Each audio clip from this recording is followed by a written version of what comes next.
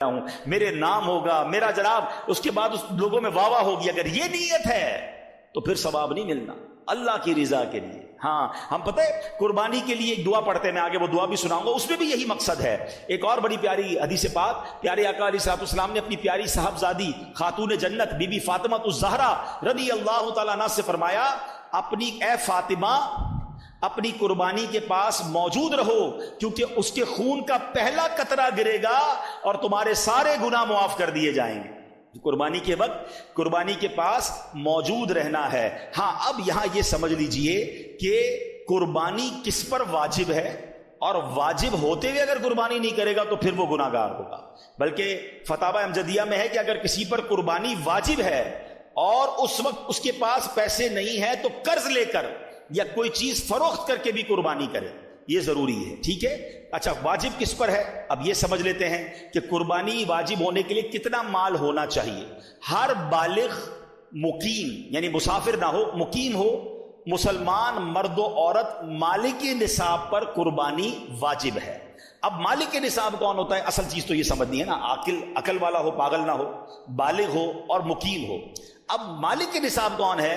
مالک نصاب ہونے سے مراد یہ ہے کہ اس شخص کے پاس 52.5 تولہ چاندی یا اتنی ہی مالیت کی رقم یا اتنی مالیت کا تجارت کا مال یا اتنی مالیت کا حاجت اصلیہ کے علاوہ سامان ہو۔ آلموسٹ سمجھ لیں کسی کے پاس اتنے پیسے ہو یا اتنا مال تجارت ہو، سونا چاندی ہو، یا اپنی حاجت اصلیہ ضرورت کی چیزوں سے زیادہ سامان ہو گھر میں یا کہیں پر، تو اب اس پر، اور جو اگر اس پر جو قرضہ ہو وہ مائنس کرنے کے بعد تو پھر اس پر یہ نصاب باقی رہے گا، تو یہ جناب قربانی اس پر واجب ہو جائے گی۔ قربانی کے دنوں میں اگر یہ اتنے پیسے ہیں تو اس کو قربانی کرنی ہوگی۔ اب اس میں ایک اور غلطی لوگ کیا کرتے ہیں، پورے گھر کی طرف سے ایک قربانی کر دیتے ہیں، ایک بکرا لے آئے۔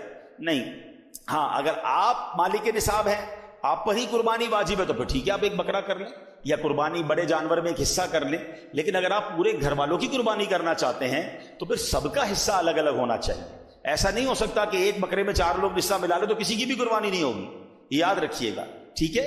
بڑے جانور میں 7 حصے ہوتے ہیں، بلکہ یہاں تو میں مشورہ دوں گا جن کو اللہ نے نوازا ہے وہ اپنے گھر والوں کی، اپنے بچوں کی بھی قربانی کریں۔ نابالغ بچوں کی قربانی واجب نہیں ہے مگر اللہ نے دیا ہے تو کرنی چاہیے، ہیں۔ ہاں بالغ افراد کی قربانی کریں گے، آپ اپنی زوجہ کی کر رہے ہیں، اپنے بالغ بچوں کی کر رہے ہیں، بھائی بہنوں کی کر رہے ہیں، والدین کی کر رہے ہیں، تو ان سے اجازت لینی ضروری ہوگی، ہیں کہ بھائی آپ کی قربانی میں کر رہا ہوں، اجازت لیں گے تو پھر ان کی قربانی ہو جائے گی۔ یا پھر انڈرسٹوڈ ہے ان کو کہ بھائی ہر بار آپ ہی کرتے ہیں، ان کو سب کو پتا ہے ہماری قربانی بھائی یا ابو کرتے ہیں، تو پھر بھی انڈرسٹوڈ ہے تو ٹھیک ہے۔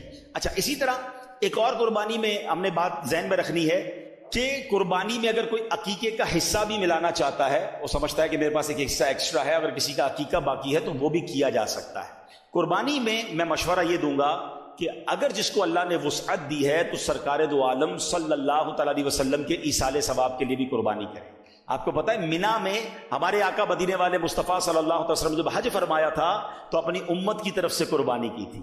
ہمارے آقا ہمیں نہیں بھولے، تو ہمیں بھی اللہ کرے کہ آپ کے پاس وسعت ہو تو اپنے جانور کا، جو اپنے گھروں میں جتنے جانور آئیں جو سب سے بہترین جانور ہے، سب سے زبردست، وہ میرے آقا کے نام پر قربان کرے۔ کروں تیرے نام پہ جاں فدا، نہ بس ایک جاں دو جہاں فدا، 2 جہاں سے بھی نہیں جی بھرا، کروں کیا کروڑوں جہاں نہیں۔ ہمارا جو کچھ ہے اللہ کی عطا سے ہمیں ملا ہے، نبی پاک کا صدقہ ملا ہے، تو ان کے نام پر۔ اچھا پھر آپ اپنے مرحوم والدین کے لیے، دادا دادی کے لیے، جس کا حصہ ملانا چاہتے ہیں، غوث پاک کے مرید ہیں تو غوث پاک کے نام پر کریں۔ جس کو اللہ نے جتنی وسعت دی ہے تو یہ حصے بھی اس میں ڈالنے چاہیے، اس میں بھی انشاءاللہ آپ کو برکت ملے گی اور یہ ثواب ملے گا۔ اچھا اب قربانی کی جو دعا ہے یہ بڑی کمال کی دعا ہے، اور اس دعا میں بھی بڑا زبردست میسج ہے۔